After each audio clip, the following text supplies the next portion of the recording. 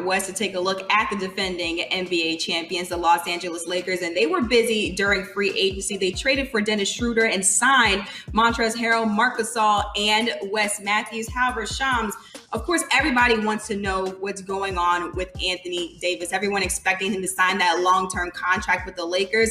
What's the latest on that? Anthony Davis plans to re-sign with the Lakers, but like you said, it's a question of when and how.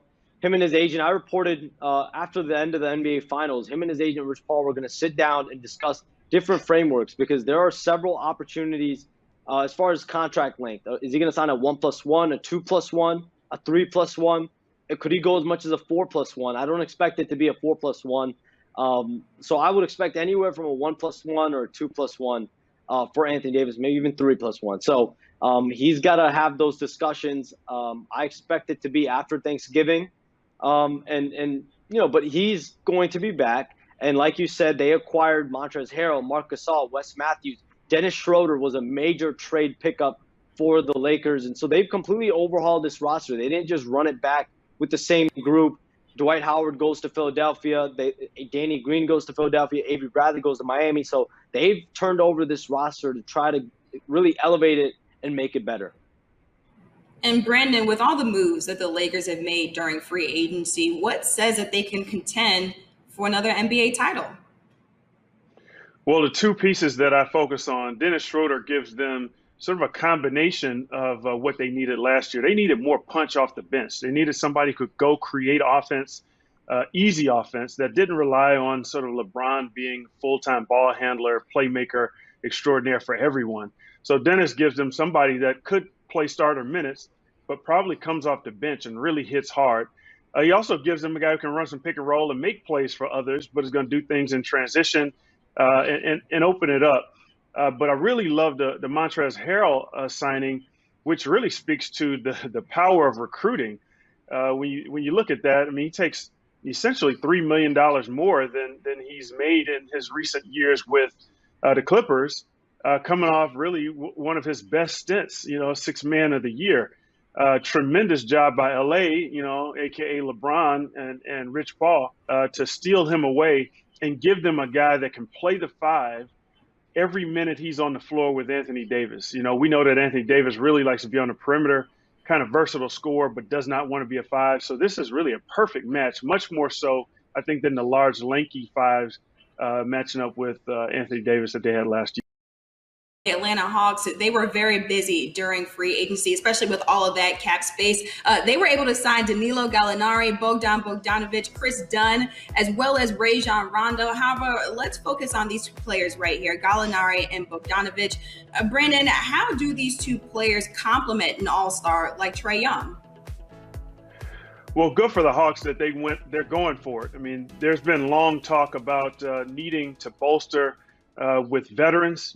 This is a very cheap roster. In fact, they were in danger of not reaching the minimum salary as dictated by the CBA. So they had all sorts of flexibility to go out and make a move. Gallinari is going to put pressure immediately on the 4 and the 3 spot. So this is kind of a tip to their direction. There's no more free minutes for the young guys that are trying to develop. They're going to have to really earn it. Bogdan's going to put pressure on the 1 and 2 spot and the 3 spot. So let's just call it DeAndre Hunter, John Collins. These guys are not going to get free minutes. Herter. I like Rondo in the sense that he can be a veteran mentor to Trae Young. Not sure how many minutes he gets as a 1, and I don't know if you can move Trae to the 2 a ton given his lack of defense. My big concern, while they're going to have a veteran presence and more playmakers and shooting, is I don't know that it did a ton for them defensively where they really struggled, but they did enhance their overall IQ. And Bogdanovic had a crazy week. Initially, reports came out that he would be headed to Milwaukee, but then that deal fell through. And then obviously now he's with Atlanta. Shams, walk us through how that deal went down with Bogdanovic. So like you said, the talk around the league was that Bogdan Bogdanovic would end up with the Milwaukee Bucks on a sign and trade, that he wanted to play in Milwaukee, wanted to play with Giannis Antetokounmpo, but that deal got out there and there was a better deal out there elsewhere, and it became in Atlanta, and 4 years, $72 million trumps the offer that the Bucks discussed with him to potentially go there. And now it really allows him to go play in a different city. And it really is a tale of two different scenarios. In one, the Milwaukee scenario, he had a chance to potentially compete for a championship alongside a close friend of his in Giannis. And then now in Atlanta, he's going to get an opportunity to play a lot and play on a team that's trying to get to the playoffs, but is not quite anywhere near where Milwaukee is. So a few extra $1 million, but overall, Bogdanovic very likely would have ended up a buck, it seems, if it wasn't so known to everyone that was the plan 4 days outside of free agency. Hayward had really three destination points: the Indiana Pacers, staying with the Boston Celtics, or taking this big money deal with the Charlotte Hornets. And in his mind, he wanted to play in Indy, I'm told, and he wanted to find a way to get there. The problem was that the Pacers did not have the salary cap space to sign him outright. So it would have needed to take a sign-and-trade facilitated by the Boston Celtics. And there was nothing that came about in discussions with the Pacers and the Celtics that made sense for either side. Talks were not fruitful, I'm told. And so he really looked at either the Celtics or the Hornets, and he had a late-night conversation with Michael Jordan before the start of the weekend that really propelled him in that direction to go sign with the Hornets on a 4-year, $120 million deal, being able to have more of a focus on himself as a leader of the offense, being a lead alpha player on both ends of the floor. Those were all appealing to him to go to the Hornets and not returning to the Celtics. And Brandon, you heard Shams there talking about Gordon Hayward being an alpha player on this Charlotte team. How are you expecting him to fit in? Well, I expect him to fit nicely. I mean, Shams is right. The Charlotte Hornets don't need a piece; they need a guy. As we refer to it, they need a real guy.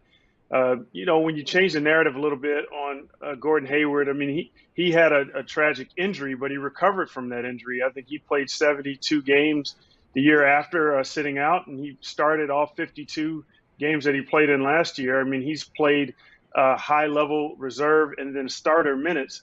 So this is not a case of a debilitated player. And I think when you get past those injuries, the question about whether he's worth the money really shouldn't be there. Now, the big deal is that in order to acquire him, they're discussing waiving Nick Batum. So that's sort of an additional $9 million that you could add to the salary in effect, and that gets pretty expensive. But this is a guy that comes into the league's worst offense. I mean, they just didn't score the ball well last year, and a guy that becomes sort of a primary option with some nice support players around him.